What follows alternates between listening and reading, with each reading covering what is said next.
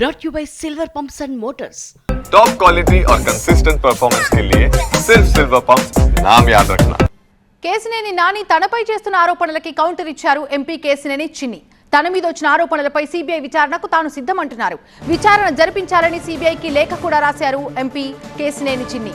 నానికి దమ్ముంటే తనపై చేస్తున్న ఆరోపణలని నిరూపించాలన్నారు. లిక్కర్ స్కామ్ డబ్బులన్నీ తాడిపల్లి ప్యాలెస్కే వెళ్లాయన్నారు. 3,000 కోట్లకు పైగా దోచేసిన జగన్ సిబిఐ విచారణకు సిద్ధమా అని సవాల్ విసిరారు.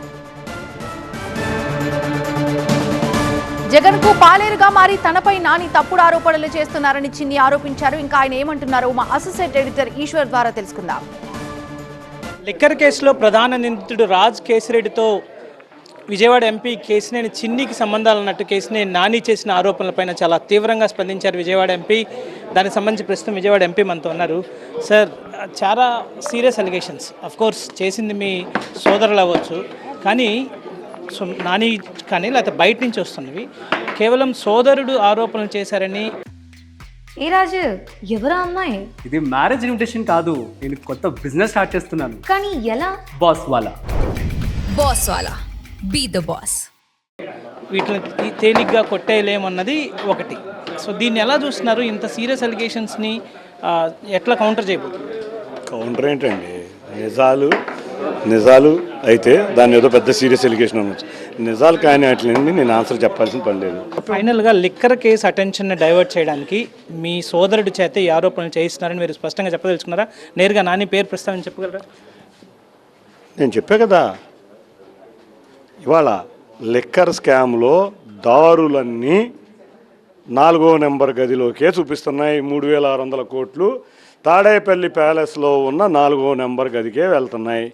ఈ ప్యాలెస్ నుంచి డబ్బులు ఎక్కడికి వెళ్ళినాయి? ఇక్కడ ఉన్న మాజీ తెలుగుదేశం ఎంపీ ఎలక్షన్లకు వెళ్ళినాయి, లంచాలకు వెళ్ళినాయి. కాబట్టి స్వామి భక్తి చూపిస్తున్నాడు ఇటువంటి వ్యక్తులు. కాబట్టి నేను క్లారిటీగా చెప్తున్నా, ఈ డబ్బులన్నీ జగన్ రెడ్డికి వెళ్ళినాయి అని ఇవాళ అందరూ కూడా చెబుతున్నారు. కాబట్టి దీనిని నేను ఒకటే అంటున్నా, తప్పకుండా విచారణ జరిపించాలి. 3,600 కోట్లు జరిగిన వాస్తవం, ఎవరి దగ్గరికి వెళ్ళినాయో జగన్ రెడ్డి అనుచరులు, జగన్ రెడ్డి పాలేర్లు అందరి విషయాలు బయటకు తీయాలని నేను కోరుకుంటున్నాను. అందుకే నిష్పక్షపాతంగా నేను ఇవాళ సిబిఐ ఎంక్వైరీ కోరటం జరుగుతుంది. ఎట్లా అయితే నిన్న గాలి జనార్దన్ రెడ్డికి జరిగినాయో ఇవాళ కూడా రాష్ట్ర ప్రజలందరూ అనుకుంటున్నారు. ఆల్రెడీ 14 సంవత్సరాలు పడింది కదా, కొత్త కేసు ఈ లెక్కర్ ఎన్నిటితో ఇంకో 21 సంవత్సరాలు పడుద్దేమని ఆలోచిస్తున్నారు. కాబట్టి సాక్షులందరూ పక్షులందరూ అదే గూటికి వెళ్తాయి. తనపై వచ్చిన ఆరోపణల్ని చాలా గట్టిగా తిప్పికొట్టే ప్రయత్నాన్ని విజయవాడ ఎంపీ చేశారు. తాను సిబిఐకి ఒక లెటర్ రాస్తూ ఈరోజు తనపై వచ్చిన ఆరోపణలు కేవలం లిక్కర్ కేసును డైవర్ట్ చేయడానికి తన సోదరుని ఉపయోగించి చేస్తున్న ప్రయత్నంగా అభివర్ణిస్తూ తాను అక్కడ పేర్కొన్న 2 కంపెనీలు తనకు సంబంధించినవి కావు, వాటిపైన ఇన్వెస్టిగేటివ్ జర్నలిజం చేసుకుని దానికి సంబంధించిన వివరాలు తెలుసుకోవచ్చు. అదే సమయంలో మిగతా సిబిఐకి సంబంధించి దీని విచారణకు నేను సిద్ధంగా ఉన్నా, జగన్ సిద్ధంగా ఉంటే 24 గంటల్లో తన ఉద్దేశాన్ని చెప్పాలని చెప్పి కూడా డిమాండ్ చేస్తున్న నేపథ్యం కనిపిస్తుంది. నరసింహతో ఈశ్వర్, TV9 విజయవాడ.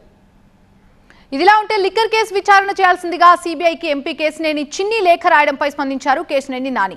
ఒకవైపు సిట్ విచారణ జరుగుతుంటే మరోవైపు సిబిఐకి లేఖ రాయడం అంటే సిట్ పై విశ్వాసం లేనట్టే అంటూ సీఎం చంద్రబాబును ట్యాగ్ చేస్తూ మరీ ట్వీట్ చేశారు నాని.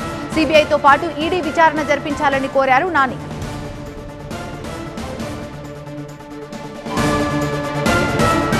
రాజకీయ జోక్యం లేకుండా నిష్పక్షపాత దర్యాప్తు జరగాలంటే సిబిఐతో పాటు ఈడీ ద్వారా స్వతంత్ర విచారణ జరపాలంటున్నారు మాజీ ఎంపీ కేసినేని నాని.